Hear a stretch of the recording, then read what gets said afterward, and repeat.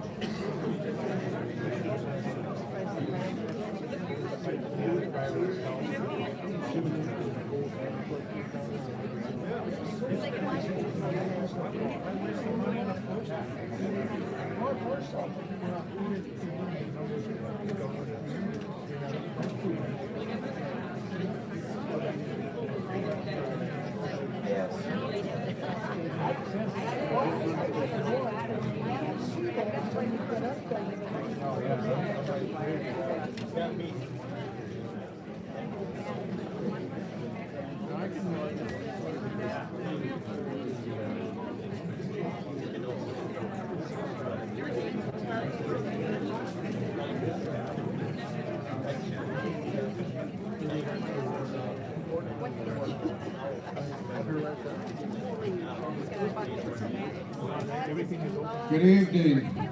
Good evening. I'm Jim McDonough. I chair the Ramsey County Board of Commissioners. I want to thank everybody for coming out to our public hearing. Just a couple of quick announcements. If you're here because your biggest concern is the increase in the valuation of your property. Is it on? Sounds like it's on.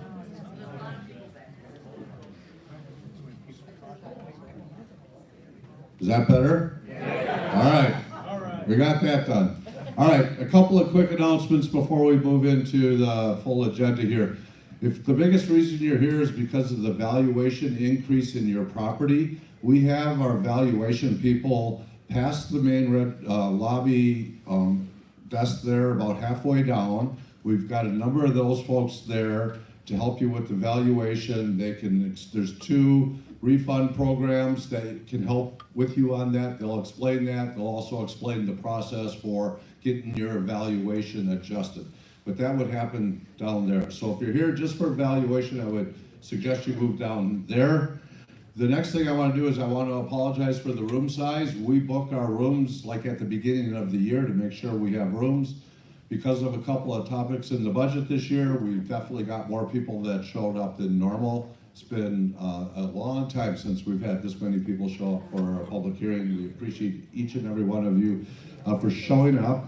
So I'm going to ask each commissioner here to stand up, introduce themselves, and say what district they're from, and then we'll get our agenda moving forward. Thank you.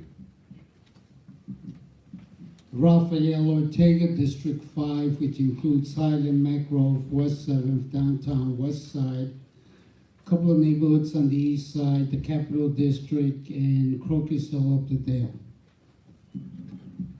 Hello everyone, I'm Mary Jo McGuire, Commissioner District 2, which includes the communities of Roseville, Little Canada, New Brighton, Lauderdale, Mounds View Precinct 4, and St. Anthony Village, Ramsey County portion. Nicole Joy Fretham, District 1 Commissioner, represents the rest of Mounds View's precincts, Arden Hills, Shoreview, North Oaks, Gem Lake, Vadnais Heights, White Bear Township, and a sliver of Spring Lake Park in Blaine. Welcome aboard.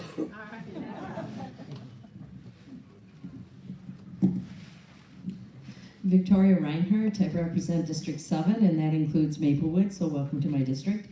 All of the city of White Bear Lake, all of North St. Paul, and 2 precincts on the east side of St. Paul.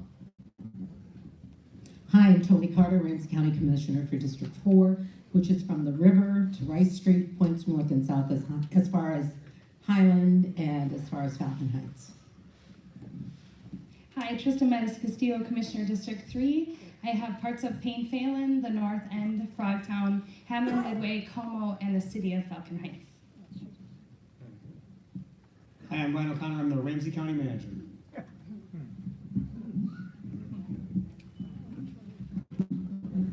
And again, I'm Jim McDonough, District 6, which is pretty much all of the east side of St. Paul.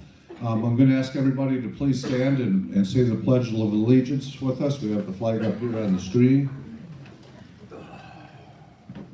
I pledge allegiance to the flag of the United States of America and to the republic for which it stands, one nation, under God, indivisible, with liberty and justice for all. Thank you. Now I'm going to turn it over to Commissioner Victoria Reinhardt, our Budget Chair, for some introductory remarks. Good evening, everyone. It certainly is a beautiful evening out there. Tonight, I am Budget Chair, as Commissioner McDonough said, and so tonight we are here to present the proposed Ramsey County budget for public comment. This is the second of 2 public hearings, and of course we had quite a few weeks of budget hearings that we have gone through. This fall, the Ramsey County Board approved the maximum property tax levy of $327,093,630 to finance the 2020 budget, which calls for a total spending. By the way, I'm giving you these numbers, but they're all in your materials as well. So it's 741, 749, 636 is the spending. Now I want to stress the fact that this overall proposed budget increase is 1/2 of 1% higher than 2019. Property taxes fund about 44% of the budget. The 2020 budget proposes a property tax levy increase of 4.75% over 2019. And that means, obviously, the property tax levy is paying more because of other funding cuts that come from other governments, primarily. The graphs and charts, and I mentioned that it was in your materials. Does everyone have a packet? No. Okay, John? We run short packet, Commissioner. Okay. Folks are just follow along, or if you want to dial something up on your phone, if you have a mobile device, it's at ramseycounty.us/budget. Okay, I will state that too if you want to pull it up. Yes, I mean, clearly we have more people here than was anticipated. If you go onto your smartphone, it's ramseycounty.us/budget, and you can follow it there, and we can certainly get that to you. One more thing, Commissioner. Our Treasurer, Chris Sandy. It's full of people out here, and we'd like to know if you get a speaker out here, or if you can let us know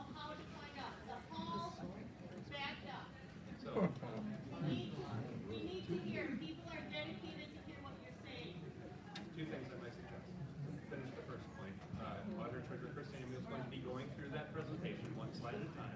That'll be coming up on the agenda. Okay. This is also being live streamed right now. So for Okay. anybody in this room or in the hall who would prefer just to watch, Speak louder or speak halfway so people can hear that they don't speak. thank you so much for your comments. I might just suggest a couple things. As our commissioner said, we did not anticipate this crowd tonight, obviously. Thank you for your patience with us. We are live streaming this event on Ramsey County's YouTube channel. If there are people who want to watch but aren't necessarily interested in testifying, that is an option by going to Ramsey County's YouTube channel at ramseycounty.us and then clicking the YouTube icon. I will do what I can to honor the gentlewoman's request there to find a solution for those who are in the hall.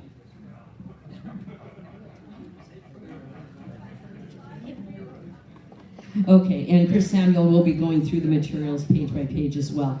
That's not going to help the folks out there, but we will see what John can do to get them those materials. Okay, so as I said, over the past few months, we have been going through the budget. Okay, there's so many things going on behind me here. I'm sorry, I'm going to do my best. Okay, the graphs and charts that those that have packets have shows a revenue and spending breakdown of this proposal. That is also can be found on the website. So we have been getting some media attention. There's no doubt about that, about the proposed budget and new initiatives, such as transforming systems together, residents first, policies, processes, and people, technology and facilities, and third, building a 21st century parks department with a focus on our golf system and programming. And I'm going to add a little editorial comment, and that is, obviously many of you are here for the ponds of Battle Creek, and that's been a major item. Perhaps.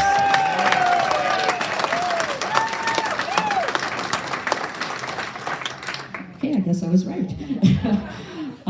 Perhaps you attended earlier hearings or have submitted comments as part of the budget process, and those are all part of the official record as well. All the detail is available on these programs, including videos, and they're online again at ramseycounty.us/budget. I want to thank you for your feedback and your interest in participating in this process and these resources. Your input is essential. Shortly, our auditor treasurer, Chris Samuel, over there, will provide a short presentation with more detail and specificity on property taxes and trends. Please know that every effort to provide Ramsey County taxpayers with essential services at an affordable cost is what we have taken on. We have taken those responsibilities very seriously as stewards of the residents and our hard-earned money to work and craft budgets that are cost-effective, prudent, and predictable without uneven variations in levy year to year. That one of the reasons that we have been able to keep such a strong financial standing, which is evidenced by the AAA bond rating by Standard & Poor's and Moody's, which we've had since 2001, is because we have done that and really thought thoroughly through each budget and not trying to undercut one year and then have a maximum the next year. That AAA bond rating, by the way, saves taxpayers millions of dollars because when we have that bond rating, that means we spend less when we need to borrow money. After the hearing, after we hear from you this evening, the final budget approval by the county board will occur on December 17th. The final approved property tax levy may not exceed, again, the maximum levy set in September, but it may be lower. Changes to the budget may occur by actions taken by the board, including tomorrow we do addenda, but there will be no increase in the levy as a result of those changes.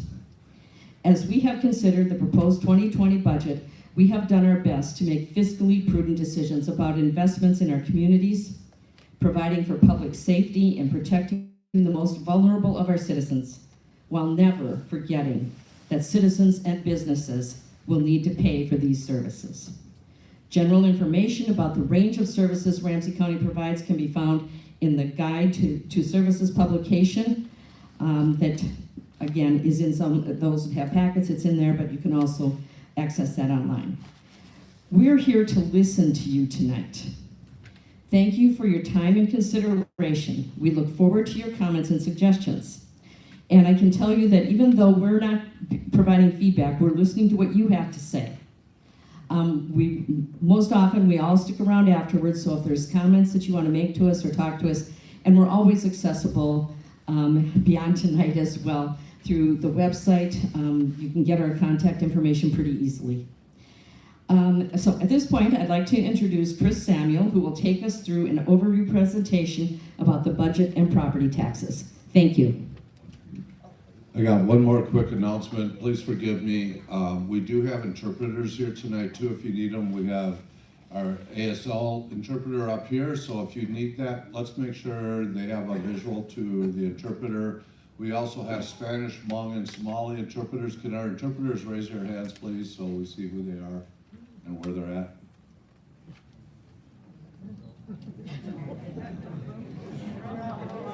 I was told we would have interpreters here.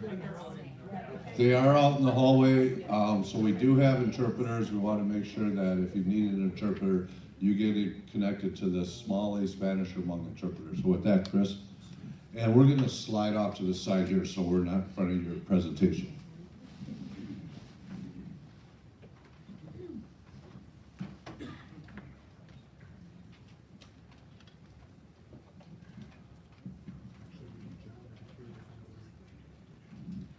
We're looking for John. Chris can't find the presentation on the computer. Trying to find media for the people in the back of the library. I'm sorry? He's trying to find media for the people back there who requested. Okay. I think we got some technical help here, so.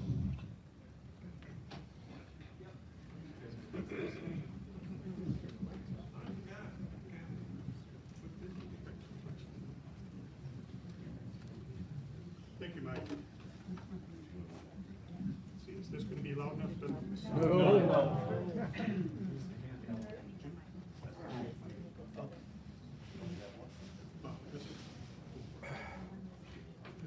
Can you hear me now? How about now? Great, thank you. Good evening and welcome. I'm Chris Samuel, the Ramsey County Auditor Treasurer. Got it? There. Okay, this is going to be very loud, at least up here. I'm going to quickly go over information about the budget and about the proposed tax levies and some of the impacts. And I'm going to start with the presentation agenda today. We're going to talk about what is in the packet. We're going to talk about the quick budget overview, some property trends, how you would read your property tax statement, and then refund programs that might be available to help buy down taxes for you. We will be looking at information from the packet, and for those of you that don't have a packet and want to look at this information later, it is available online, so you'll have a chance to take a look at that. If you've got questions later and you want to recap information I'm covering tonight, it will be available so you can see it and look at it again. So what's in the packet is the agenda for this evening, a copy of this presentation. There is also information about some Pioneer Press articles that talked about when property values first went out, and also one that was just appeared this weekend on property taxes, and provides additional background for that. We'll also be looking at information on refund programs and talk about, for those of you that have packets, there also is a guide to services and our annual financial report, the PAFR, that may be helpful to you. The budget process has actually been going on for a while, and as far as property taxes are concerned, it started when you received your value notice back in March. The process for budgets has been taking place for most of the year, and right now we're at the point where we're November 25th, where we're having the second of the public hearings. And as Commissioner Reinhardt had already mentioned, the county board will be taking action on December 17th to set the final budget and tax levy. We've got some information about the vision, mission, and goals for the county. Goals in areas of well-being, prosperity, opportunity, and accountability. So just showing some of that information that is available to you. And further, we also have some strategic priorities that help shape the budget and the budget priorities. And those are shown here. For those of you that like the numbers and really want to dig into detail, we have an open data portal that has information about the budget. You can actually get down to the checkbook level. So you can take a look at a very highly detailed level, and it's available on our open data portal, and information about how to get there is shown here. As Commissioner Reinhardt has already mentioned, the budget is proposed to increase by 0.5% for 2020 and by 2.9% for 2021. And because there is less money available from other sources, the property tax levy is actually proposed to go up by 4.75% for 2020 and by 4.5% for 2021. The largest portion of the budget comes from property taxes, so 44.1% of the budget will come from property taxes for 2020. And you can see then that there are also sizable amounts coming from intergovernmental revenue or charges for services. And the information on this page is just a different way of seeing the numbers as opposed to a pie chart to take a look at those numbers, and also compares how they've changed from last year to 2020. This shows where the dollars are spent. Almost 50% of the dollars are going to the health and wellness team. And then you can see that there are other amounts then for the other services teams: safety and justice, economic growth and community investment, information and public records, and general admin. Largest portion for health and wellness. And again, this gives you a chart showing the information in a slightly different form, and also giving information to compare between the years. So property taxes ultimately are tied to the value of properties and also to the levies, or the amounts being requested from property taxes by the taxing jurisdictions. The market values of properties are actually driven by the real estate market. So what's happening in sales of property, and that then dictates the values that are assigned to all properties as a result of the sales and the characteristics of those properties. The legislature has set a process where commercial properties pay more in taxes, or they have higher tax rates than those of residential property, and that's part of the mix is type of property. And what we are seeing is that commercial, residential, and apartment values are continuing to increase across the county. And this has generally been the trend neighborhood by neighborhood since the end of the Great Recession in 2012. I do want to note that areas are not necessarily increasing in value at the same rate. And so part of what happens is when you have one area that increases at a significantly greater rate than others, there's a shift in taxes that occurs that can show up then with larger increases in property taxes for those properties. Looking at the property tax statement, this is an example of a median valued home in the city of St. Paul. And a median valued home had a value of $186,200 last year and $199,800 for 2020. And this is an increase in value then of $13,600 or 7.3%. And on the notice is then the estimate of what the property taxes will be, and it shows up in the proposed tax notice area. And you'll notice that in step 3 is the tax statement itself. So the actual bill that you'll receive will happen in March next year. And that will be based on the final levies of all the jurisdictions and any adjustments that may have happened with values. When we look at the detail in the lower half, start with the Ramsey County line, and you'll see that last year for this median valued property, we paid $802.49. Proposed for 2020 is $864.09, and that is a county increase of $61.60 or 7.6%. Further on in the notice, you'll see that there are lines there then for the city, showing what the proposed tax increases will be for the city. Also for the state, if you're a commercial, industrial, or cabin property, you may have state property taxes that show up on your notice, and they would appear here. And then you also have an amount for the school district, the metropolitan special taxing districts, and other special taxing districts, tax increment, or fiscal disparities. Total of all these taxes for this median valued property, 2008, 2720, this year, 3,196, or a 13% increase, $368.80, or a 13% increase. I do want to note a couple items about the notices that went out. In the city of St. Paul, they included information based on the garbage, proposed garbage pickup. And so the city levy for 27 million was included as part of that based on the vote. That will not be in place. We're not sure what the city's levy will actually be, but it'll be something significantly less than that. And so the notices that were out there actually reflected then what would happen with that increased amount in, and that is not likely to, won't be anywhere close to that.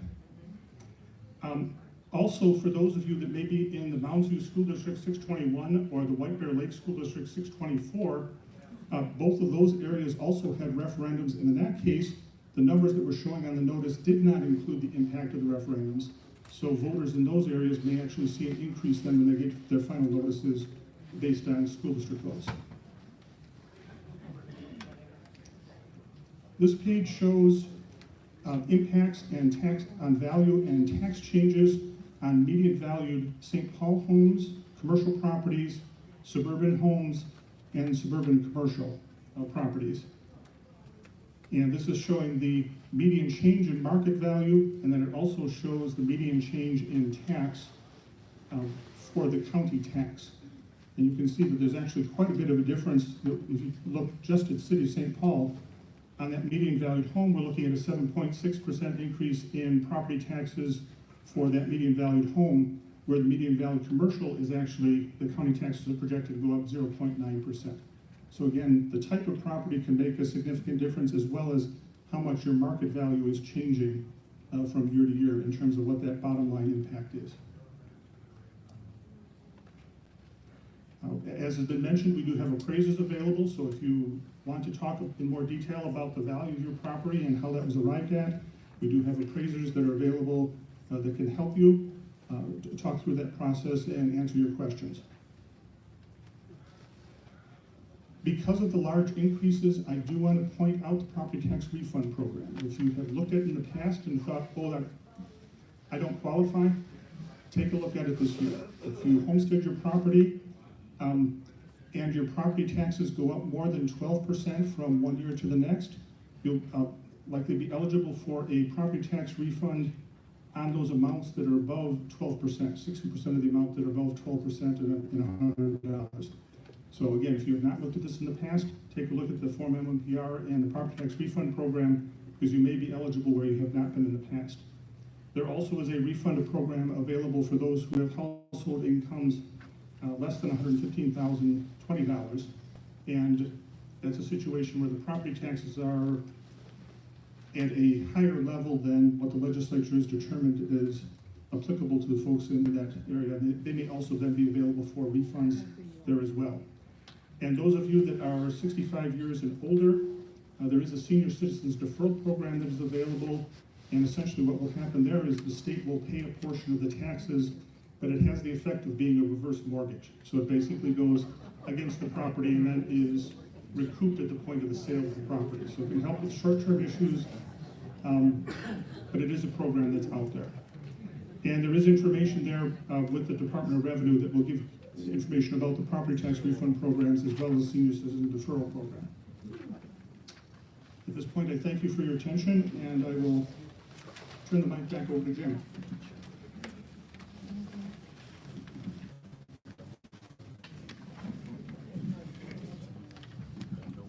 Thanks, Chris.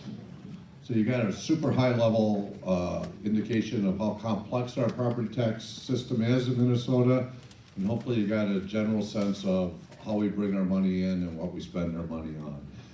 We're going to start the public hearing here in a few moments. Real quickly, where's our timer? Who's our timer? Do you have like 30 seconds left? I have a 30 seconds remaining sign. So I'm gonna have you come and sit right by me so that they can see you. Because I've got over probably close to 50 speakers that have signed up, and I know a number of, and we'll stay as long as people wanna talk. A number of you will come and line up afterwards. So I wanna be really respectful to everybody's time. You get 2 minutes, and I know that's not enough to say everything you wanna say. But I want you to think about what you can tell us in 2 minutes. I'm gonna ask you to pay attention to our timer when he does the 30-second one, that you start thinking about how you're gonna wrap it up, because I am gonna keep us on 2 minutes so that everybody who showed up and wants to talk and wants to express their opinions to the Ramsey County Board of Commissioners will have that opportunity. I'm not doing it to be rude or cut you off, but I truly am gonna do it to make sure we accommodate everybody.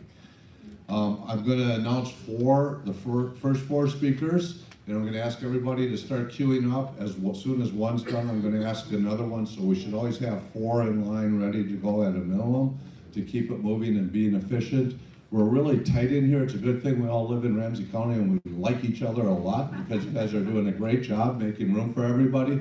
If there's a speaker in the middle of an aisle, please make sure, or if there's a speaker outside, let's make sure we can get them up so that they can speak. And then once we get through the lists, I will open it up for anybody who wants to come up and share their thoughts. So with that, I'm going to declare the public hearing open. And the first 4 speakers in order are Irv Carlson from Maplewood. 2 minutes. Yep. Irv Carlson from Maplewood, Dave Martinsusi from River Falls, Michael Teekson from Maplewood, and Thomas Johnson from St. Paul. When you come to the mic, please state your name and the city you live in. Welcome. My name is Irv Carlson. I live in South Maplewood. I was told there's 3 minutes. I'm not going to be able to get 3 minutes, am I? No, you get 2.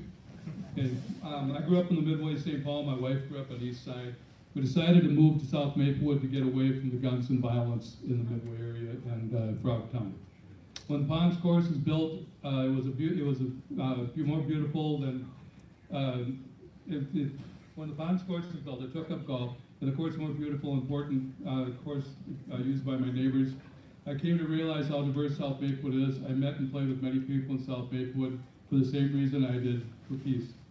I met a wide variety of people: Asians, Africans, Americans, Central Americans, who played ponds and were my neighbors, and we became very close friends over time. I received a very interesting letter from District 3 stating that the Ponds Golf Course needs millions of dollars to improve it. I read that 500-page report, and it's not true. The best thing for the course in that report was that to make it an 18-hole course. Also stated dumbing down the 9-hole course. The course is designed to have the back tees as difficult, very difficult, but the forward tees very easy to play for less skilled players and younger players.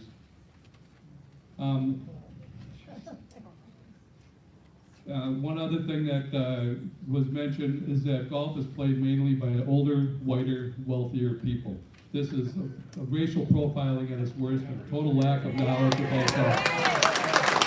If I were to make a statement like that in my company's letterhead, I would be fired on the spot. I do not see Lamborghinis, Mercedes, town cars. I see cars driven by everyday people. The First Tee program, it's not just the First Tee program that's going to be losing. It's the hundreds of other kids that play that are not in that program. Irv, thank you. Appreciate it. David Martinucci from River Falls, Michael Teekson from Maplewood, Thomas Johnson, St. Paul. Next up would be Jeff Kalish. These are people that signed up in advance, so they may not have. Once we get to the list that signed up here, then we know. Jeff Kalish from St. Paul. Jeff, if you're here, come on up. Zach Condon from Woodbury, George May from Woodbury, Tina Fredrickson from Roseville. Any of you folks here? Come on up. If you're here, come on up. Come on up.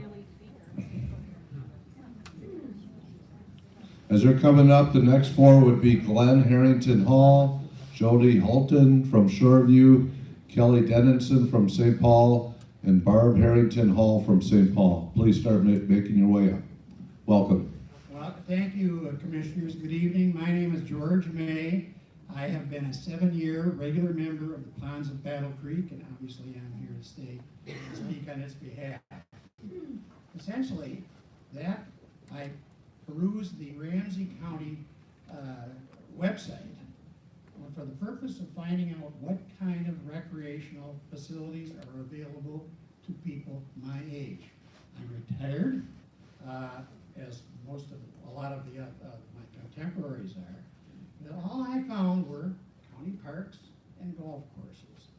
And basically, it seems to me that if you close down, shut down the ponds at Battle Creek, you prejudice a lot of people my age. And I don't think I have to remind the commissioners that the people my age are growing, and we all vote. So I think that essentially, as I understand it, the ponds, or I should say, the adjacent property across the road, the facility, the correction facility, has an abundance of agricultural type of acres of land, literally. And as I've been told a few years ago, the county wished to basically provide that land for use for the public. They had no takers. And essentially what I'm saying is economically, politically, this is prejudicial to not only me, but the young people that take advantage of that system. It's a 9-hole course. It's basically a short, easy course to play, or a hard, difficult course to play, whichever you're in. But I'm here to ask that we at least have some input in deciding whether to keep that course open. Thank you. Thank you, George. Jeff Kalish, Jack Condon, Tina Frederickson, Glenn Harrington Hall, Jody Hultren, Kelly Dennison. Please state your name and the city you live in. Welcome. Hi, my name is Tina Frederickson. I'm a 4-year resident of Roseville, and for 2 years I've been a master gardener through Ramsey County U of M Extension. If you had asked me 10 years ago, this was a thing on Facebook this week, hey, what you look like 10 years ago? If you'd asked me 10 years ago when I was teaching at the U of M that I would stand up here and advocate for a golf course, I would have laughed in your face. As an environmentalist, I thought that they were the devil.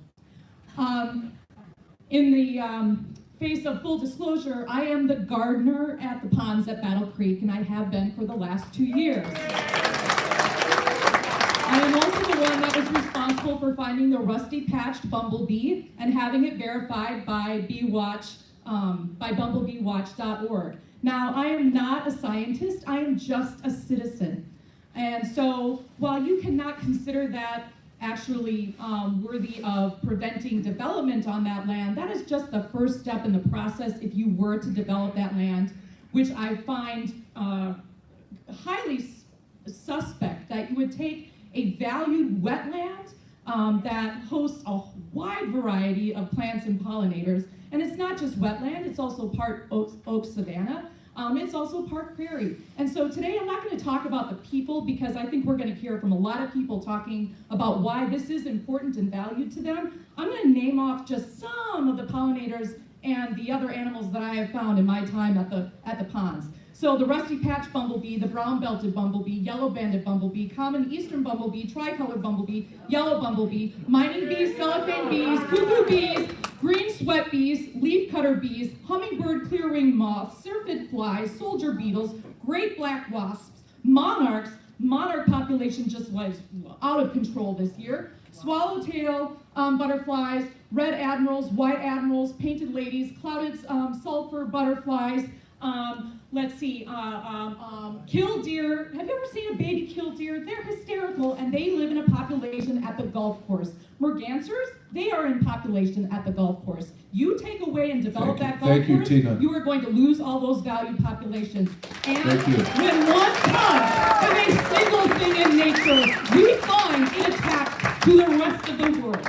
John Muir. Welcome. I think if you turn the knob on the pole there, you can just bring the whole pole down. There you go.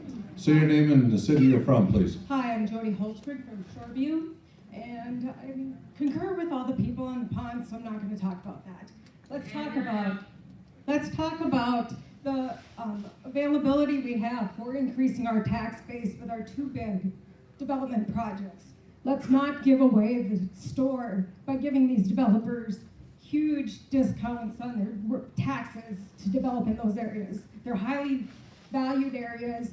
You should have no problem getting people to develop those properties without giving them tax breaks. Also, I want to talk about other parks. The park by my house, part of the reason I moved to Shoreview, has been virtually unusable for the last 5 years. The lake is flooded years ago, beach was shut down. All the walking trails around my area flooded, and yet I see all these great things. Oh, we're developing the prairie. How about if we figure out how to get the water flowing to the river?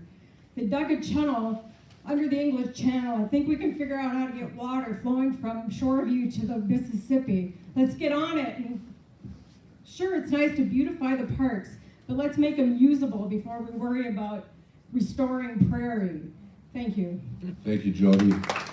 Kelly Dennison, Barb Harrington Hall, Sandy Dravowski, welcome. Thank you. I'm Glenn Harrington Hall. I live in St. Colum in the Como Park neighborhood. I'm not sure I'll be standing with my back to the crowd yet. Every city, Duluth, I grew up in Duluth, they're talking about closing a golf course. The city of St. Paul is wondering what to do with the golf courses. And obviously the county's having that conversation now.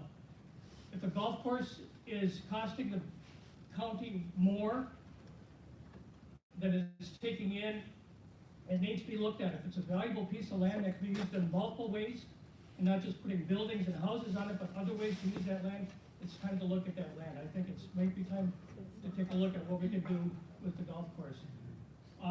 Other than golf, there's plenty of golf available in the Twin Cities, in Ramsey County.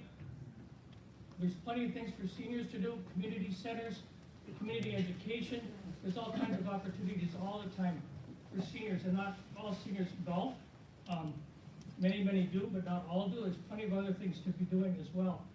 And if preserving monarchs and bumblebees and other animals is important to you, I hope everyone who's applauding is also organically taking care of their lawns and not using fertilizer and other pollutants that destroy the environment as well. I think it's time to look at a golf course that's become a hole, it's not just 18 holes or 9 holes on the ground, but a big hole in the ground financially. It feels to me like Let's keep it respectful, please. Everybody listen with respect. Everybody has their own opinions here. Thank you. Sandy Dvorsky, Jeff McQuaid, Jamie Barkey, Judy Goshitz, Candy Peterson, Kevin Unturer from Eden Prairie. If you're in the audience, please make your way up. My name is Sandy Dvorsky and I live in Maplewood. Please support the 3-year extension of operations of the ponds at Battle Creek Golf Course. In 1979, we built our home in the area when golf course land was in agricultural use for the county work farm. Transformation to public golf course gets our approval because relative to other ideas, like more housing of any kind, it has a low carbon footprint, it doesn't add demands to the maxed out school district, and is ecologically beneficial. I don't play golf. My husband doesn't play golf. I strive to form my opinions and express support for the greater good. The public golf course use of the land is an ideal for that greater good. While it's not a cash cow, it is profitable, it brings additional business to the community, it serves equity and diversity, and it is a wildlife sanctuary. That's a rare win-win. The problem? When and where did residents of Ramsey County get the opportunity before the drastic change of closing to participate in exploring options for this extremely valuable parcel of land? I attended the September 23rd Maplewood City Council meeting and heard Ramsey Commissioner Victoria Reinhardt make the case eloquently and nicely for the 3-year extension. As a longtime resident, I can be more frank. The sneaky feel of this announced budget decision made without public engagement smells and looks bad. That is especially true given 7, that the 500-page golf study recommended against closing any golf courses. No emergency reason was given related to golf course negatives. To the contrary, as just stated, the golf course is loaded with a wide range of benefits. So a burning question is, close the golf course and replace it with what? Discussing ideas for a closed entity on idle land is very different from talk of changing active use. The golf course sets a high bar of benefits that I just described. Potential future conversations about replacement ideas should be required to stack up to what we've already got. So keeping what we already got is essential to any wise future conversation. Thank you. Thank you, Sandy. Jeff McQuarrie, Jamie Barkey, Judy Moshowitz, Candy Peterson. You don't have to be in that order. We'll get to all of you. So just come on up and say your name and what city you live in. My name is Barb Harrington Hall. I live in St. Paul, Minnesota. I do not mind paying taxes. And I would ask the commissioners to consider the taxes that go into Ramsey County that pay for maintaining golf courses, that the commissioners consider using those taxes for maintaining our county roads, for supporting our sheriff's department, and especially since I spent 37 years in special ed in St. Paul schools, supporting the families in our county who have handicapped children and need extra support. And I am going to give up my seat and stand so people in the back, someone can sit down. Thank you for listening. Thank you, Barb. Come on up and introduce yourself, name and city. Hi, Judy Gatch, live in Maplewood. I was really sad when I read Bob Shaw wrote, "The ponds at Battle Creek course will close at the end of the 2020 season under a proposed Ramsey County budget. The commissioners were sneaky about wanting to close the golf course and did not even tell the city of Maplewood. One of their ideas is to put low-income housing at the 90-acre site. I read in the Maplewood Living, while the county owns the land, the city controls zoning in the area which is currently designated as parkland. Any zoning changes to this site will go through a public planning process where the community will have a chance to weigh in on zoning and development. The golf course is slated to remain open through 2020. I really want that golf course to remain open. Many people here have worked a lifetime, and some can't afford to go to the expensive golf courses. I don't golf, but I know there's people that are on limited income, and please consider to keep this golf course open for families. And as far as low-income housing, I am for it, but we already have it to the west and to the south. We had a killing at Battle Creek just several blocks away, a gang shooting. A man was killed in August. We've had rapes, and we've had break-ins to our cars, and people stealing patio furniture from where we live. Thank you, Barb. Next speaker, please. Name and city. Jamie Barkey, I'm from South Maplewood, and we like to call it South Maplewood because it's a community. We don't have access to this library, not really. We don't have access to the shopping. We don't have access to the parks up here or the community center. What we have is the ponds. My kids went there, they golfed there, they learned how to golf there. My son, who's in the back, still goes there 4 to 5 times a week to practice during the season. My husband's there all the time. They meet people, they meet friends there. It's our community. And I don't know whose idea it is to have some legacy, but we care about our golf course. It's all we've got. You closed our fire station like 5 years ago. We have no place to vote and no trucks there to come put out the fires at our house. It's 5 miles away by 3 a.m. So come on, let South Maplewood have something, please. Thank you, Judy. Next speaker, name and city, please. Good evening, Commissioners. My name is Kevin Unterreiter, and I am from Eden Prairie, and I'm the owner-operator of TwinCitiesGolf.com and the volunteer chairman for Save Battle Creek Golf Initiative. I did want to compliment the Ramsey County staff and the city of Maplewood. They've been very helpful since August 29th providing responses. So kudos to your team. As lead volunteer for Save Battle Creek Golf Campaign, my goal will be to share with you community feedback that we hope will influence you towards supporting Commissioner Reinhardt's addendum to keep the course open through 2021.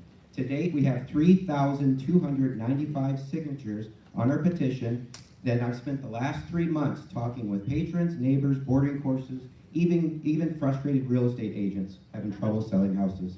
I will email each of you tomorrow their comments so you can see what a positive impact the course truly has. Having helped the ponds with marketing this year, I'm happy to report that 2019 will show a net profit to the county at Ponds of Battle Creek of approximately $90,000. With an even better financial forecast in 2021 and no expected capital improvement expenses through 2021. As a consultant to more than 100 courses around Minnesota, the Ponds has the potential to be the dynamic and diverse community-centered facility that provides opportunities for residents to engage in inclusive programming at a welcoming recreational site regardless of age, gender, or economic status. These are all objectives clearly stated in the 21st Century Park and Rec system. So all these things taken into consideration, a now profitable golf course, no defined plans, no projection of cost to maintain an abandoned property, the recommendations of the golf study, strong community support, preference of the City of Maplewood Mayor, City Manager, and even the Ramsey County Commissioner for Maplewood. I'm encouraging you to strongly consider supporting the addenda that would keep the ponds open through 2021 while an exit strategy for the county is determined. Give us one more year through 2021, and I'm confident we can create a win-win-win for the county, the City of Maplewood, and its residents. Thank you, Kevin. Welcome. Name and city, please. James Peterson, City of North St. Paul. I'm appalled. I'm an elected official too, and sometimes we make some boneheaded decisions. This one that you're planning on is boneheaded. The only person that has any sense is Victoria Reinhardt. She should be coming out in '86, and I like her. Okay, Al Norgard, he's probably rolling around thinking, "What are you guys thinking about?" And you are. I'm on the executive committee of the first tee. I work as a volunteer position. We have kids that go through the ponds. It's a wonderful program for anybody. Doesn't matter ethnicity, how much you make. You wouldn't believe. It puts those clubs in those kids' hands, and it's growing the sport, and that's important. I've been golfing all my life. My dad knew Arnold Palmer in the Coast Guard. I thought he made that up. Now I have a golf dome you're very familiar with, Goodrich. So I've been in golf all my life. But it's a wonderful sport. My kids all caddied at Hillcrest, and now it just sits there now, like nothing. That's the City of St. Paul. I can't picture you guys about that. But I think you got to look at this. I mean, this is just a bad deal. I go there. It's a community, like these other people have said. I'm in North St. Paul. I go and use the outdoor driving range all the time. So I really want you to reconsider, because I think you're making a bad decision. Thank you. Thank you, Candy. Welcome. Name and city, please. Chuck McQuaid, West St. Paul. Good evening. John McQuaid, West St. Paul, pond staff member since 2004 when we opened. Earlier this year, I wrote to each of you pleading with you to keep the ponds open. I feel those words fell upon deaf ears. Today, I offer another perspective. In 2006, I graduated with a master's degree in alternative dispute resolution. I'm hoping that the lessons from my education might strike a chord with the council. I'd like to review the events of the last year as it pertains to this public dispute. During the first half of 2019, the upcoming budget was established by the county manager, council members, and executive team. In June, a public meeting was held. Many people spoke in favor of keeping the ponds open. No questions or dialogue was allowed. According to the August 13th county workshop presentation, a resident's first approach was proposed with the hopes of, quote, engaging in authentic and constructive community dialogue. In September, I learned of what was essentially a cease and desist order from Ramsey County to members of the pond staff, ordering them that they could not speak out against the closing of the ponds. On September 18th, Councilwoman Reinhardt proposed her addendum to the budget. With that said, I'd like to suggest some principles of alternative dispute resolution when making decisions like this. 1, to find a good solution, we need to fully understand the problem. 2, take time to plan a strategy. 3, progress demands positive working in relationships. 4, parties should help design and process the solution. Lasting solutions should be based on interests, not positions, and process must be flexible. During my education, my professors encouraged relentless flexibility. When seeking solutions, engaging in arguments, and in general, relentless flexibility encourages us to push beyond our preconceived notions in pursuit of doing what is right for everyone involved. I feel the council has yet to seek alternatives to closing the ponds. I encourage you to employ this approach before making a final decision. Thank you, Jeff.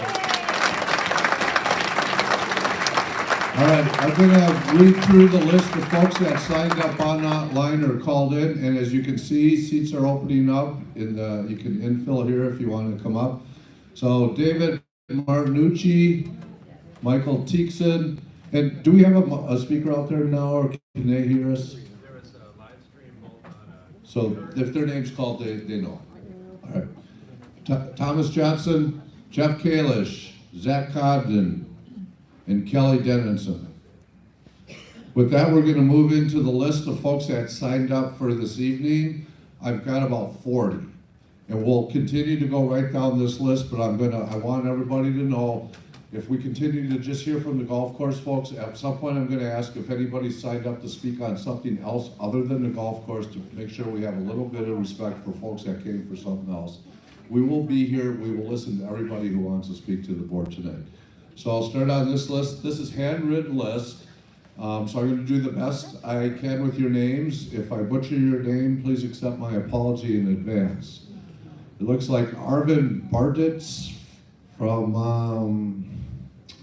Arvin Barditz, Gary Unger, Kevin Gilden, Joyce Thompson, and Reba Coos.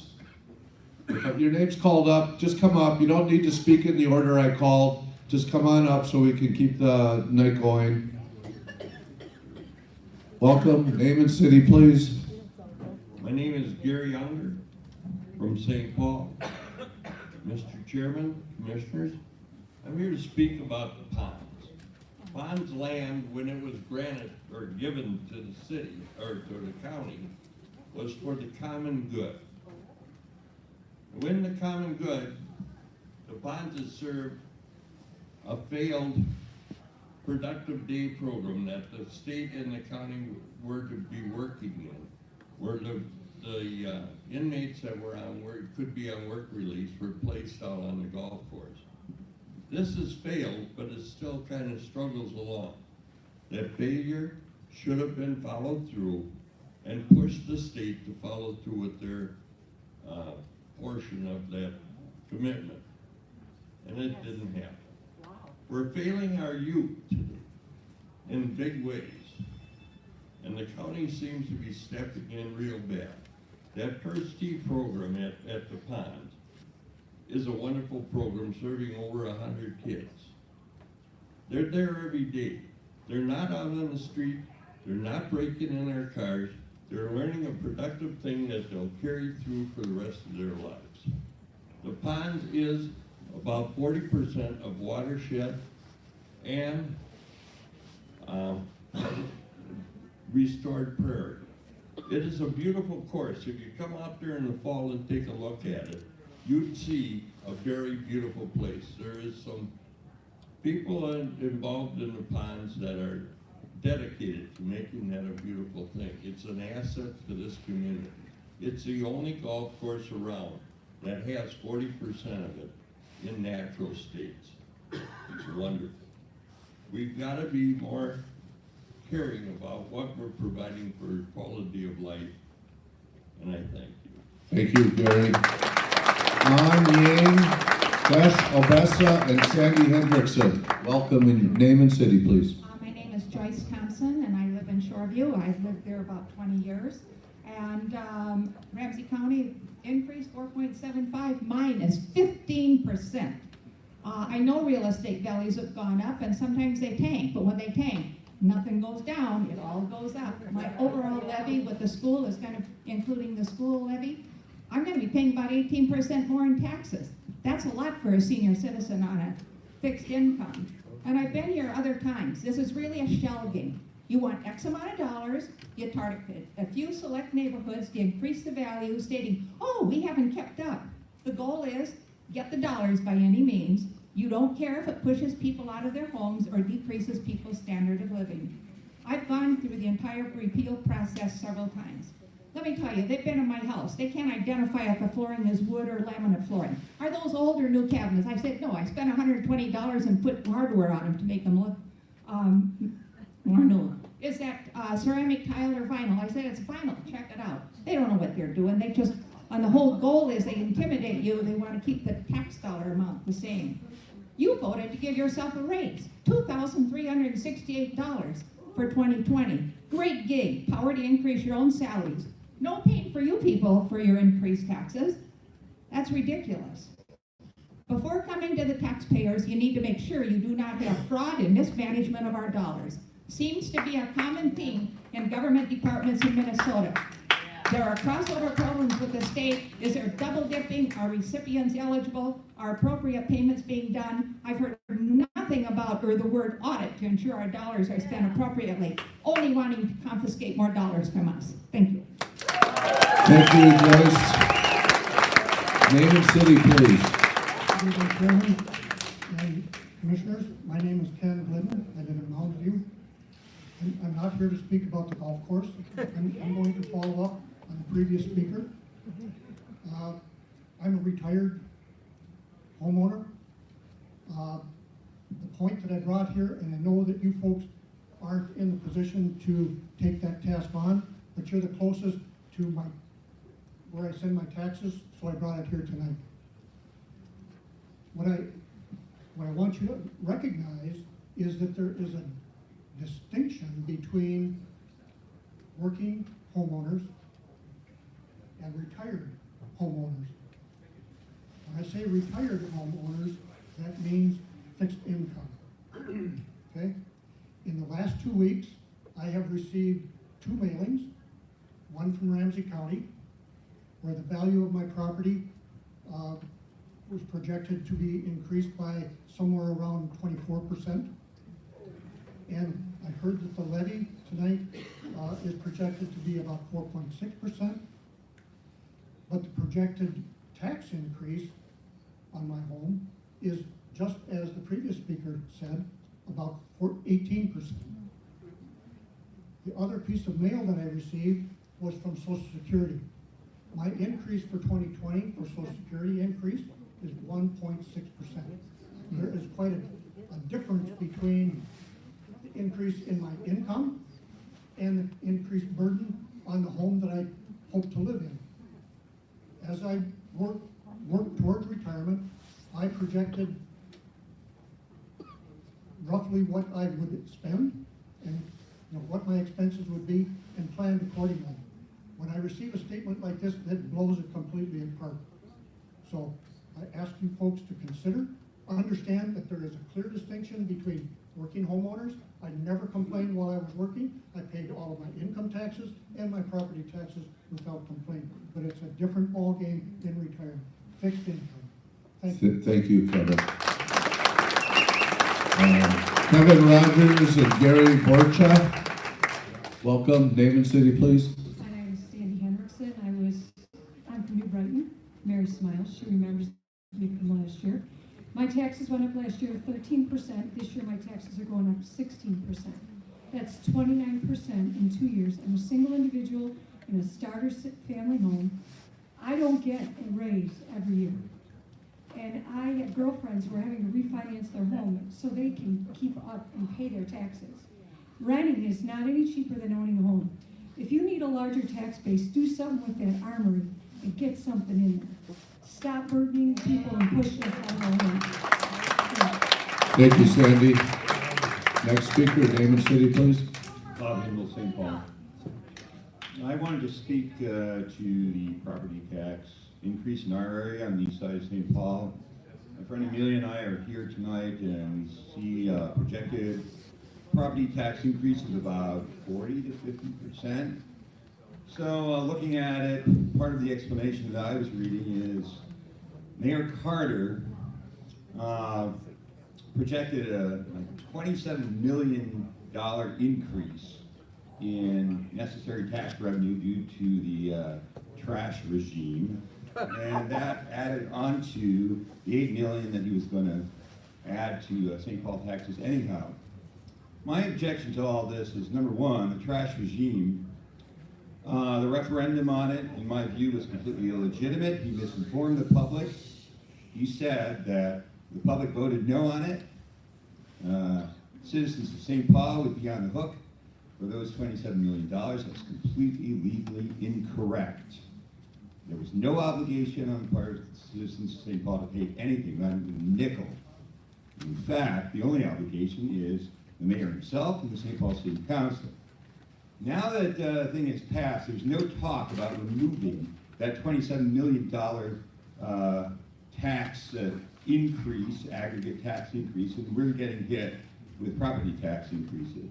So, what I'm asking, to the degree that you have any influence on, St. Paul City Council or in the mayor's office, that this be reobserved, that the $27 million increase be reconsidered, slashed, and if necessary, the whole deal, the whole referendum be redone with proper information to the public. Thank you.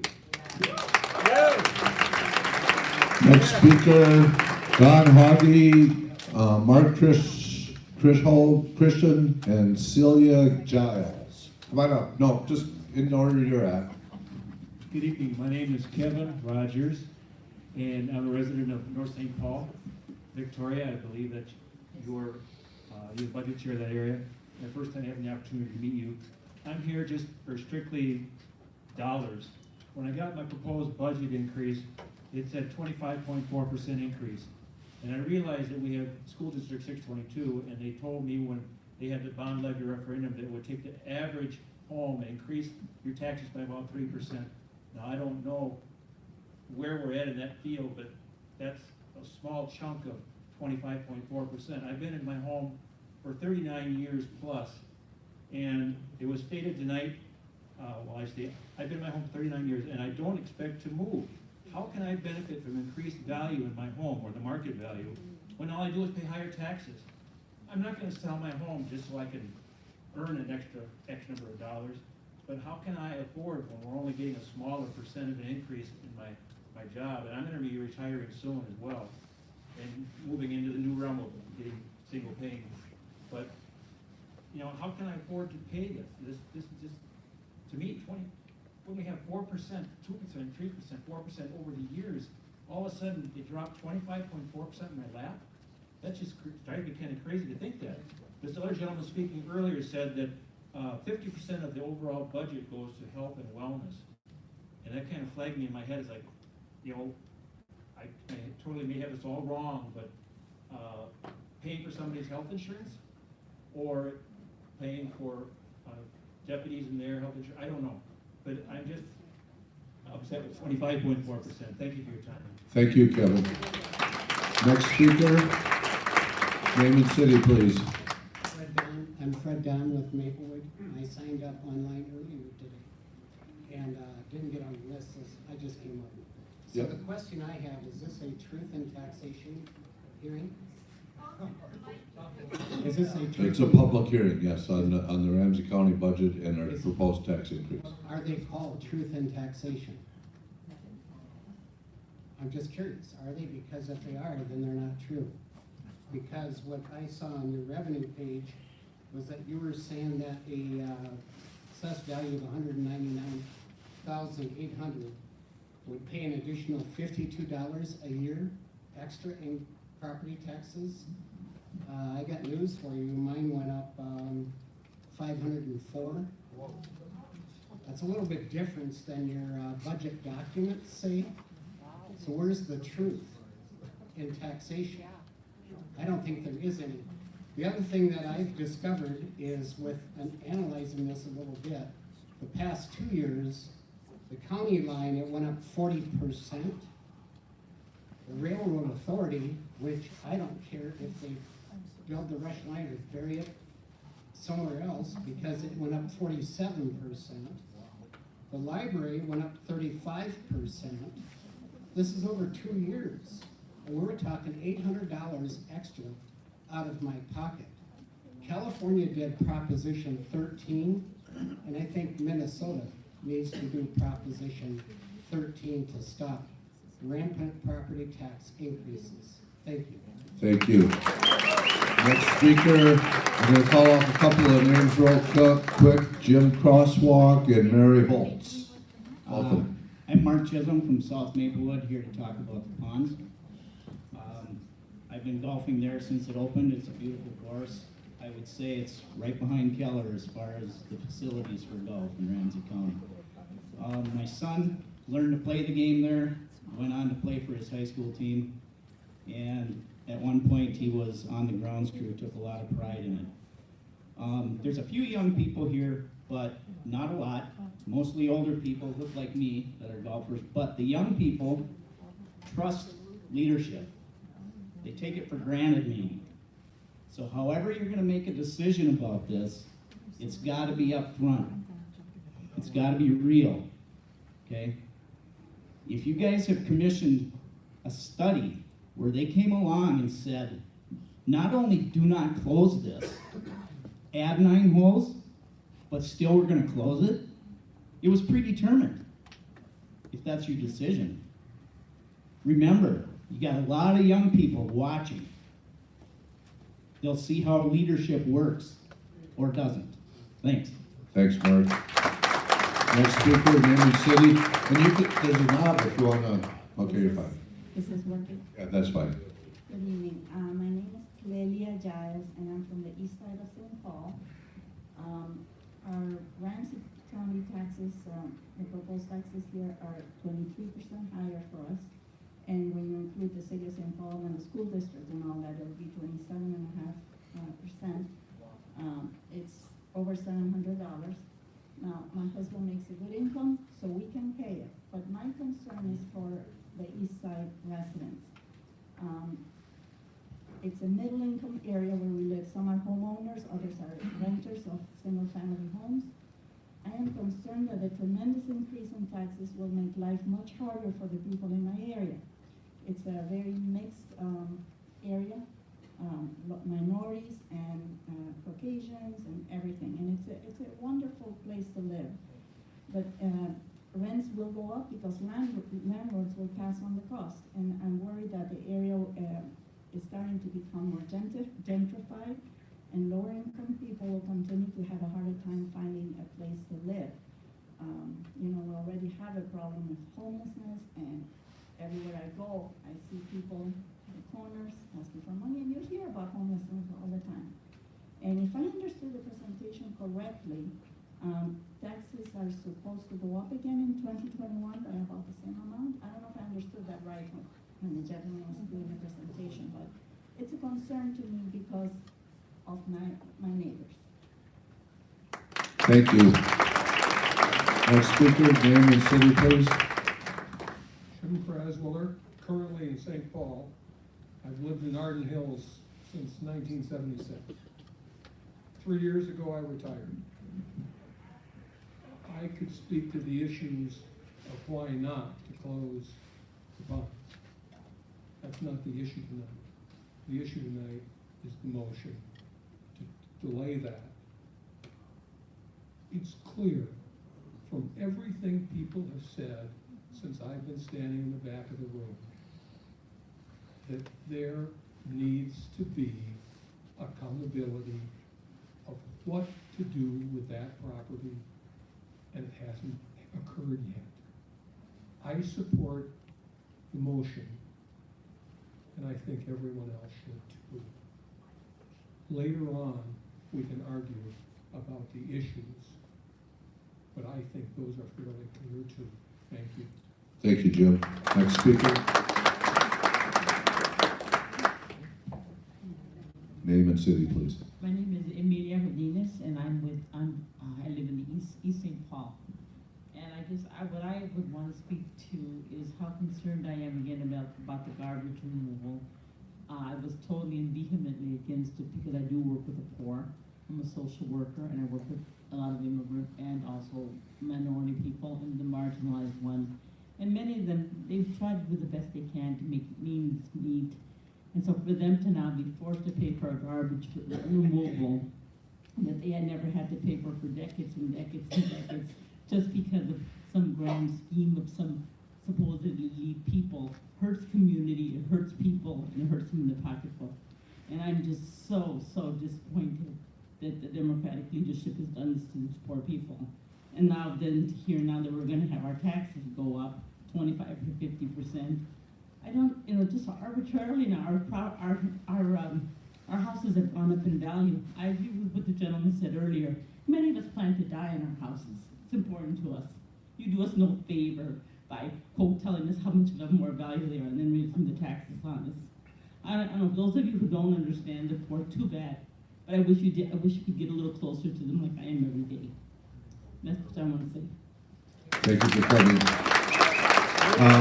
There are a number of seats to infill. If you'd like to take a chair, come on up. There are some seats opening. Welcome, name and city, please. Mary Holtz from White Bear Lake.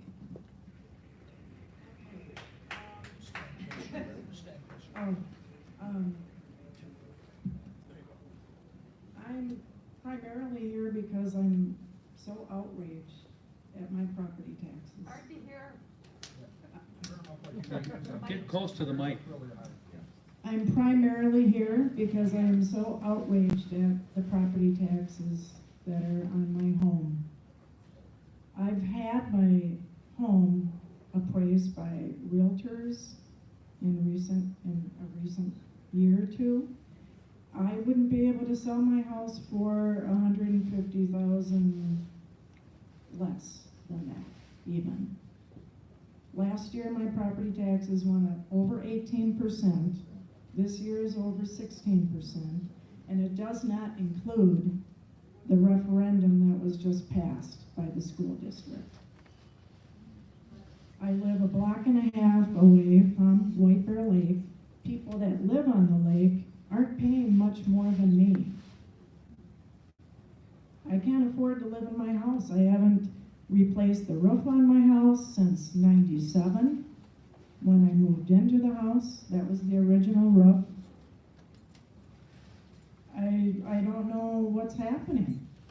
I do know, however, I do pay attention and read the newspapers. I know that you all give yourselves nice size raises every year. And I remember back in '07 and '08, when we had the market crash, people were losing their homes, their retirement accounts. You were giving yourselves 25% increase. I only get 2% or less every year. Can you explain why you give yourselves such nice raises every year? Is that why our property taxes are going up the way they are? Mary. And when did your job become a full-time job? It used to be part-time. Thank you, Mary. Mary, we do have our appraisers down in the middle of the library if you want to talk to them about your evaluations. Next speaker, name and city, please. Yeah, good evening. Steve Martinson, North Maplewood, and 20-year resident. Did you sign up? I did. Did I call you? So I've got people that signed up. I want to take them in order, then we'll open it up to people that signed up. Because they did take, I want to make sure we get those. We couldn't get in the room, Jim. Pardon me? We couldn't get in the room to sign up. I think they're just taking the sign-ups up there and they're sending them up to me. No, they're not taking any more sign ups. Well, we'll get them, but I've got lists here. Before I move to the next list, Arvin Bartz, An Yang, Gary Borcha. All right, next list. I'm gonna run off a couple of names, and again, I apologize. I know I'm butchering a lot of your names here, and this one is like, I don't know, but 2040 Como Avenue. Twin Lakes Road. That's a lot easier for me. Terry Larson, that's a good one. And Teresa Glass, please come on up. Welcome, and I'm sorry about your name. I'm Russ Heckendorf from St. Paul. I've lived in St. Paul about 40 years. I played golf at the pond since it's open. People talk about a golf course. The Ponds is not a golf course. The Ponds is a really great golf course. It's 9 holes, it's high quality, it's in an area that doesn't have a lot of recreational resources. This kind of golf course is the future of golf. And I think it's undervalued by people who are trying to put a value on it. It would be a huge mistake to close this course. You could never duplicate it. Thank you, Russ. Welcome, name and city, please. Hi, Terry Larson, Maplewood resident. And I know to many of the people here, it may seem odd that so many people came out to speak in favor of a golf course. I think if you experience it, and building on the comments of many others, it's so much more than a golf course to so many, especially a lot of the kids that use that facility and whatnot. I mean, if it closes, they won't be able to bike to or walk to another course in their area. And I think a number of people who have raised other issues have made very good points. I'm just going to touch on one of them, affordable housing. I think that the affordable housing crisis is one of the most crucial current issues we are facing in Ramsey County and really everywhere, and it's so important to me.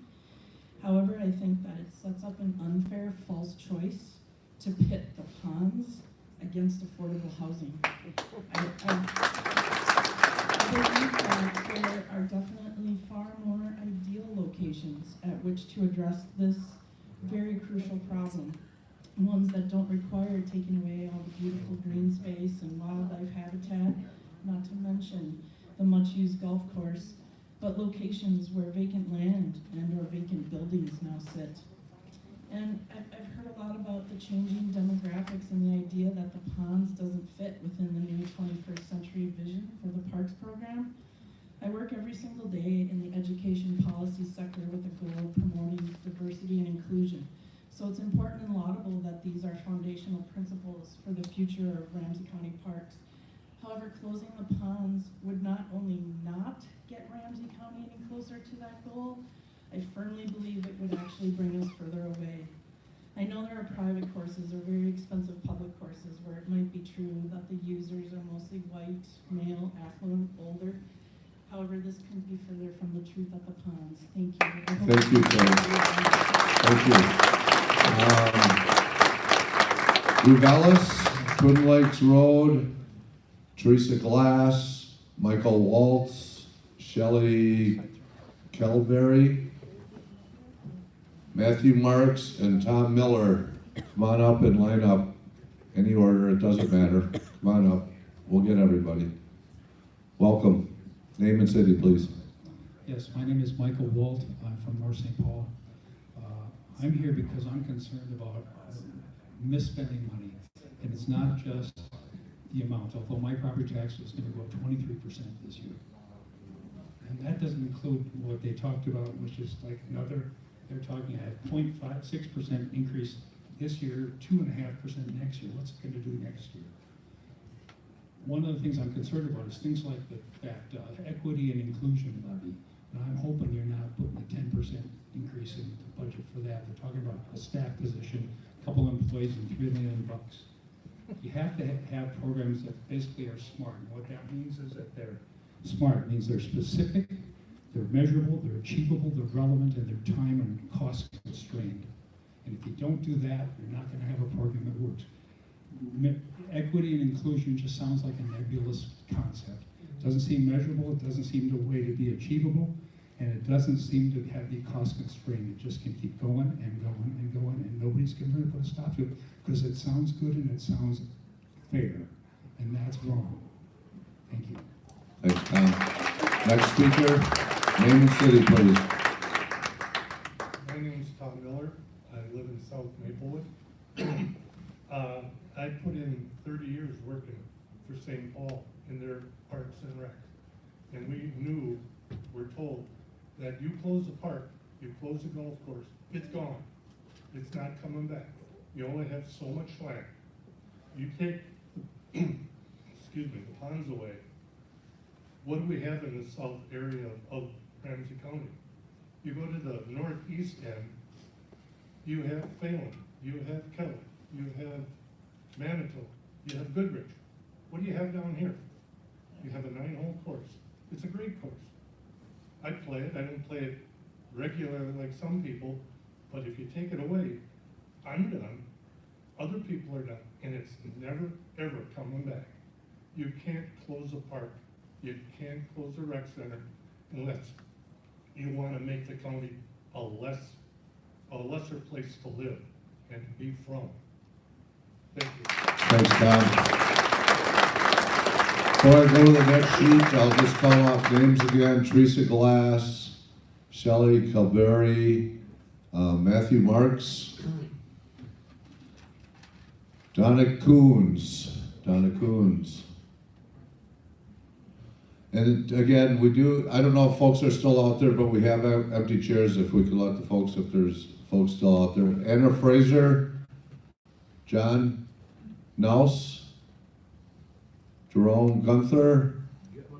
Yep, come on up, Jerome. I'm doing my best on those names, and you can raise the mic there. I'm Jerome Gettler. I've been a 31-year resident of St. Paul. Born and raised. I've been coming to these things for probably 20 years, but we're really talking to the wrong people. This is a state law that dictates how they collect your taxes. There is no relationship between the increase in valuation and your ability to pay more of their budget. There has to be a limit on what they can raise in your taxes. They have raised our commercial properties, our apartment buildings, out of reach of most private citizens. We lose all our jobs in St. Paul. If you want to get your car fixed, you have to drive 30 miles out of town because the properties have gotten so expensive. And they control the valuation. They hyperinflate the valuation to increase your property taxes so they can meet their budgets. But there's no limit on what they can charge. My estimate is going to be 30% more this year. We cannot, we say this every year, but in the last 30 years, it's averaged 7% increase, where wages barely make 1% increase. There is no limit to what they can charge. There has to be a limit. It has to be set by the state. And we have to do something with the state to keep this to change. Otherwise, you're going to be here every year saying the same thing. Thank you, Jerome. Donna Coons, Anna Fraser, John Kaus, Chuck Hanoy, Jeff Holisher, Jeff, Chuck, John, Donna, Chris Holberg, Mark Bradley. Come on up. Yep. Name and city, please. My name is Chris Holbrook. I live in St. Paul. I just walked in here. I've been sitting in line behind 40 other people to talk to an assessor, so I apologize if I repeat anything. Everything that guy just said is right. The 2 duplexes I own and rent out as naturally occurable affording housing are going up 33% and 46%. The criminal part about that is for my low-income renters. I have to raise their rents $30 and $40 a month just to cover these property tax increases. If you're worried about equity and inequity, you really need to look in the mirror instead of charging regressively to the poorest neighborhoods in the county and in the city. I think it's just a terrible situation. Like he said, there needs to be a maximum, there needs to be assistance instead of taking money from poor people and giving it to rich people to develop other property. Thanks, Chris. Welcome. Name and city, please. Mark Bradley, 2164 Woodland Avenue in Maplewood, Minnesota. I'm here to make a statement on the fact that, first of all, there's a lot of insincerity here. We're talking about low-income housing in an area that's very distressed as it is right now, when we should be talking about where it's going in the whole state. We should talk about what we really need here is more business to grow here, which means that we need, if we're going to get rid of the ponds, we've got to take a look what the value of what we already built is. And it's still making money at this point, not a lot, but a little bit. The question is, what did you invest in? And that's all wiped out at this point. Plus also at the same time, we're trying to say, what are we going to do for the future? We got a range that's been sitting across the street from that facility for years that was supposed to be abandoned and never was. And they now say, oh yeah, but we could have had an indoor range.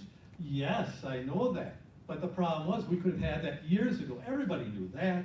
The problem was that when it happens to be that we can find an area where we can dump, we'll dump.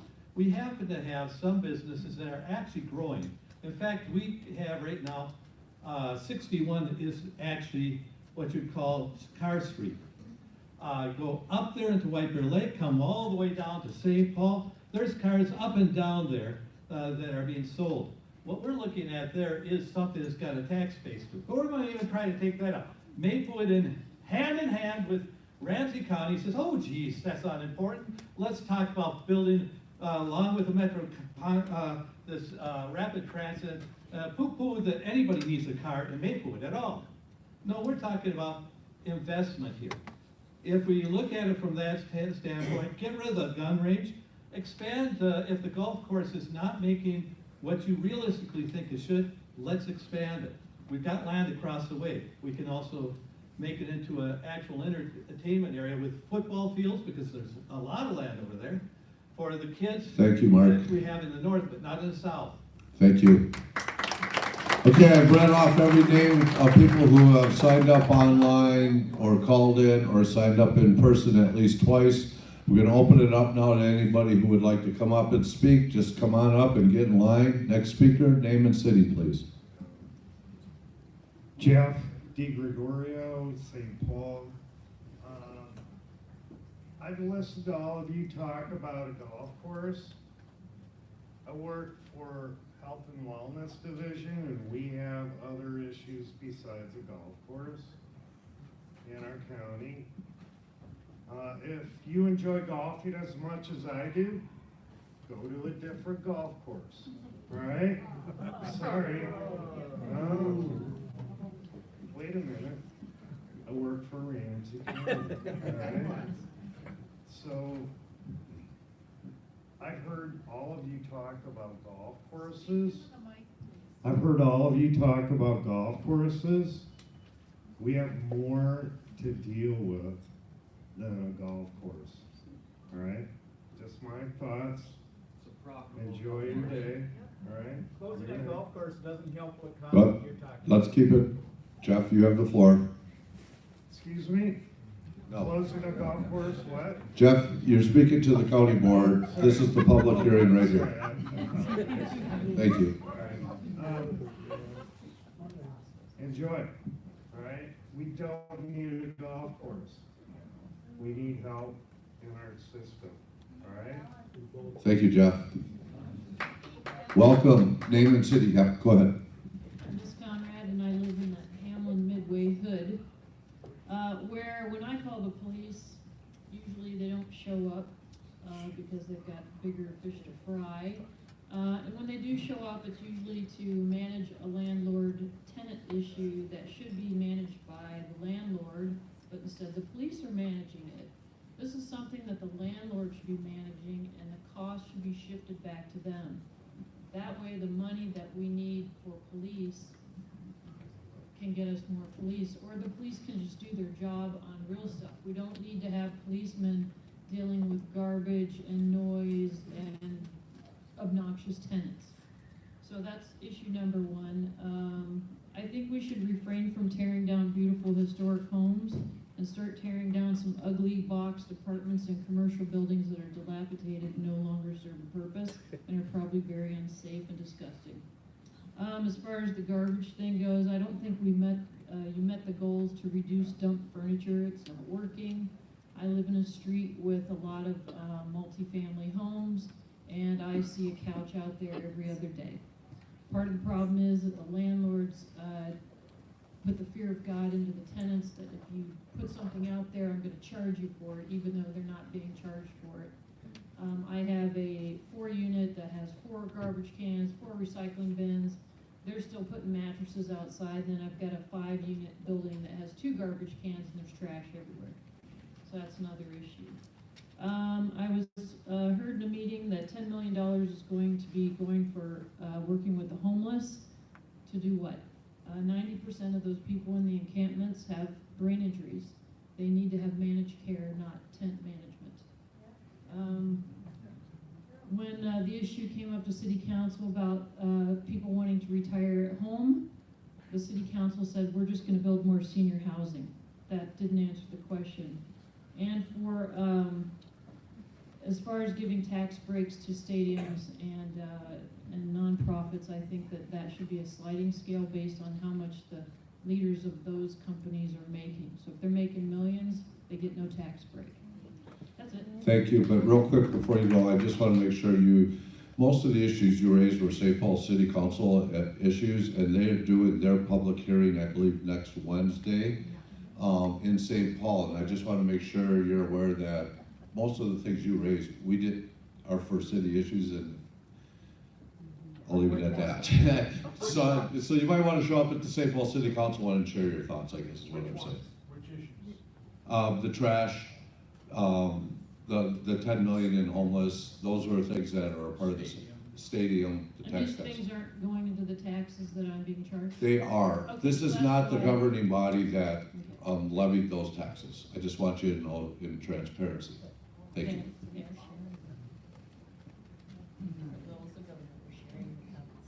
Yeah, we will share the comments. Yes, thank you. Welcome. Yeah, hello, I'm Steve Martinson from North Maplewood, and I had a question about the budget pack, and it was about the sources of funds. The bottom chart on page 5, it says other revenues and taxes decreased by 22 million, or about 40%, from 2019 to the 2020 proposal. And if it can, I'll yield rest of my time to Chris Samuel, maybe can tell us what happened.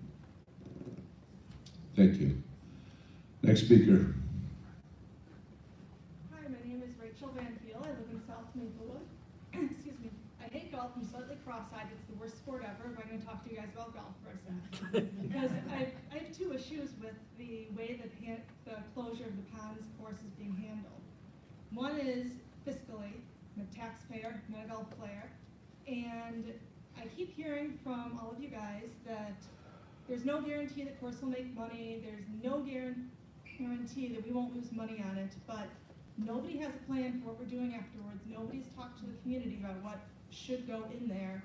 So you guys have no guarantee that we are replacing something we already have the infrastructure for with something that will benefit taxpayers or will be more cost effective. We're talking about tearing something down before we have a plan to make sure that we've got a better idea. And the other thing that I wanted to mention is I live in that neighborhood and I have seen ecological diversity explode since some of the ecological restoration has happened. And as far as I can tell, there's really no plan to make sure that all of that work, which was taxpayer funded, there were grants from the watershed district that went into that. There's no plans on how are you going to manage that. You know, right now, I believe a lot of the revenue from the golf course goes into managing that land. Rusty patch bumblebee has been found there. Beautiful prairie flowers. And so you guys need to figure out what are you going to do with this land, and then figure out, do you have a more cost-effective way to use it, and is that going to benefit the taxpayers more than what's already there? Figure that out, then decide if you're going to take down what we already have paid for. Thank you. Welcome. Name and city, please. Renee Anderson, East St. Paul. I would just like to mention that I recently bought my first home in January. I was shocked in March when I found out my property taxes had increased by a whopping 30%. My raise for that year, 2.2%. Not including the assessments that we get in the mail. The one thing I ask you to do is to keep in mind when you set these budgets, the average worker is not getting these raises. How are these raises sustainable? We are not getting these raises. Once again, how are these raises sustainable? Thank you. Thank you. Next speaker, name and city, please.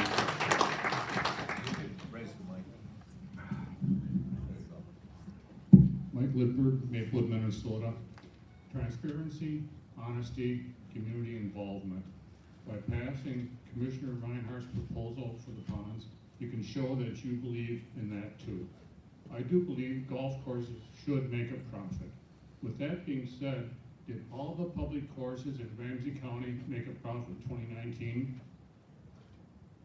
That's kind of what everybody knows. Nobody knows. I would request that from 2019 and every year after that, you publish a profit loss statement on the Ramsey County website forever, so everybody can understand what's going on in the big picture. Thank you. Thank you. Anybody else here to speak on our public hearing?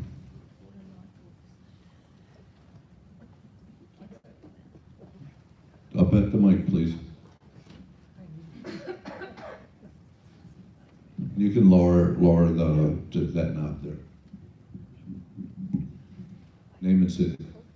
Dick Callan, lived in Maplewood for 45 years after I come back from Vietnam, raised a family, and yeah, my taxes keep going up and up and up, and I'm just wondering if you folks get reports on how many people are leaving Minnesota, or how many people are doing 6 months and a day kind of deal so they can get residency in other states.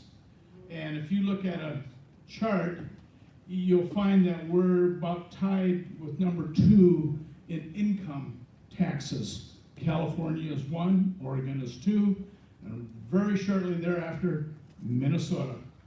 And this goes back 6 months, but there was about 5,700, and I'm sure a few people are gonna cry, millionaires that left New York and New Jersey. I'm wondering if we're seeing the same thing. And is this part of the equation that you use to say, okay, ones that are left get to pay more? Look at Detroit. That's basically what happened there. They kept losing people, losing people, losing people. People left, finally had to pay more. So I'd really appreciate it if you'd look into that and see if we are losing people, and if we are, odds are they're probably the people that are making more money, but they're leaving. They don't want to pay the taxes anymore. Thank you. Thank you. Anybody else here to speak on the public hearing? Come on up to the mic. Name and city, please. Good evening, Mr. Chair. Sitting in the front row, I noticed even your logo is crooked.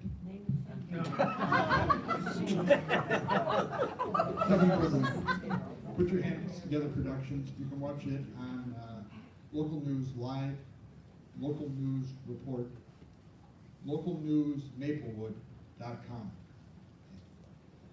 So I would support the ponds, and I think everybody here does. I know that that's a huge amenity for the city of Maplewood. I know that my commissioner, Vicki Reinhardt, went to the Maplewood City Council and said she was on board to support it, but I also know because you guys have tried to close Goodrich Golf Course down before for high school. Once the commissioner of home district in the back room behind closed doors says leave it alone, it would be left alone. So I know that the only way you're going to keep that ponds golf course open, the only way you're going to keep property taxes under control is to change this honorable board. With all due respect, are you guys up to approximately $100,000 a year, meeting maybe 2 hours a week on Tuesday morning? This is not a complicated job. This does not take you don't need to be a nuclear scientist to do this simple job. Change this board, it changes everything, and you get quality of life. Also, in Maplewood, could you believe it?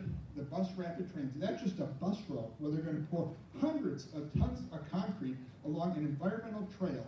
You guys are gonna spend on that, which is has no, it's not facts-based, it's not evidence-based. You guys are gonna spend on that, at least according to your own, what you say, $1.5 billion. And you know it's gonna be $1 billion, and it's pointless. Thank you, Kevin. Thank you, thank you. Thank you.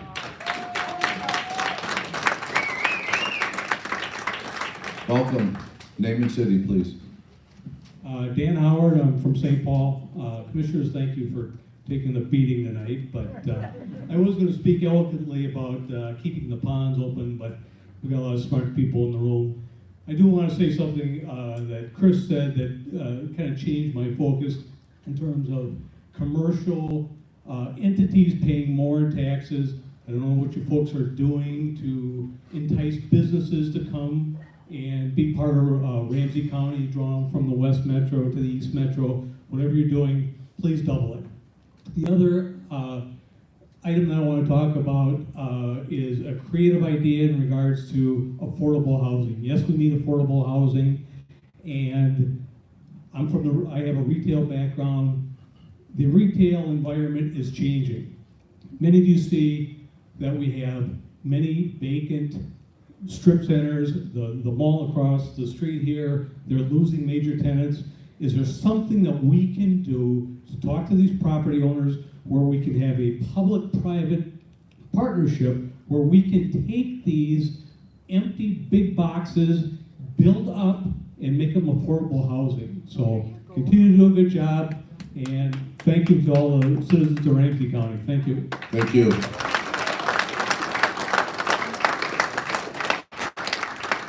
Anyone else that would like to speak at the public hearing? Welcome.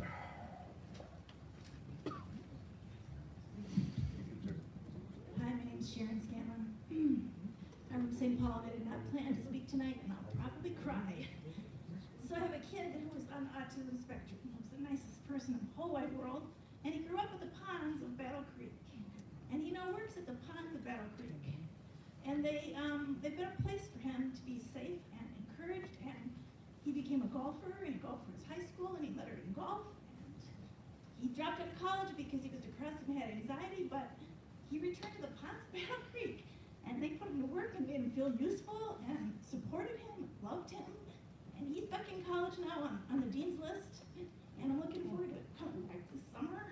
It's a place. It's not just a piece of land.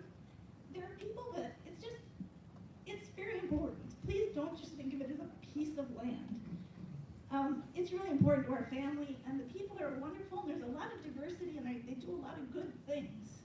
So please take a look at it again. I know only 2 of you have ever even seen it. Please go out and look at it. Thank you. Thank you.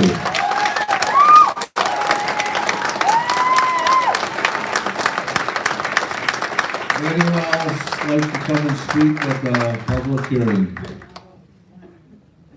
Anybody else like to come and speak at the public hearing? Third and final call. Anybody else would like to come and speak at our public hearing? With that, I close the public hearing. I do have a few closing comments to make here before we end our meeting. First off, I do want to reinforce the 2 tax refunds. One is income-based, one is not. If your taxes go up over 12%, you automatically qualify for some type of refund depending on how much your percentage went up. So please make sure you apply for those refunds to help bring your tax impact down to your families. Also, a number of issues were talked about tonight. St. Paul City Council is doing their public hearing next week. St. Paul School Board does their public hearing. And there was a lot of direct questions, and we want to get you the answers, but we don't engage at a public hearing. Tonight's our night to listen to you. Tonight's our night. We have staff here. We will all stay. We're all going to be available to have conversations with you. Your commissioners have all taken notes and written down your questions, and they will make sure that we get you those answers. You have direct access through your commissioners to continue your feedback and your conversations and making sure you express what's important to you, your values, and how that's aligning with the Ramsey County proposed budget. So there's plenty of times to connect and share your thoughts. We will get answers. We'll all stay here. So Kevin, we did interrupt you when you talked, so please, with respect, I'm going to ask you not to engage. When I close the meeting, I won't come and have a conversation with you. If you are going to respond to the answers so everybody can hear the answers, because I'm interested in a lot of the answers, and if you don't put them up on the website, then I can't see the answers. Will you post the responses of the answers on the website, Mr. Chair? Yes, we will. Yes, we will. They will all be on the website. All right, a couple of quick things. We heard a lot about one specific part of our budget, the Ponds Battle Creek, from the very passionate personal stories to all the other things, and we appreciate everybody coming down and talking about that specific item that's been proposed in our budget. We heard about the impacts to the people that are on fixed incomes, and one of the first calls I always get is from my mom about, like, what are you doing now? My property taxes are going up. I want you to know that each and every one of us feel your pain. We truly do. We do. Each and every one of us, these are tough decisions that we work on not every single day, but throughout the year to get to this point in time. And me personally, I take it and I take a look at it in three different ways. We have 550,000 people in this county, and a number of them need services from us, whether it's mental health, chemical dependency, child protection. It runs the gamut. We do solid waste management. We have lots of responsibilities as county commissioners. And 550,000 people depend on us to do a good job. And so part of that is making sure that we have the resources for our employees are trained so that they can provide the services that are expected by the residents in Ramsey County. The other piece of that is the people that get those services. Many people are in crisis. When you come into, most of us, when we door knock, the two questions we get, who's my county commissioner and what do you do? And I really appreciate each and every one of you coming out tonight. But that's what we really get. Most people don't understand county government. For the most part, you see 50% health and wellness. The fact is almost all of that is crisis service. We try to get into prevention. We try to get into support families and individuals before they come into crisis.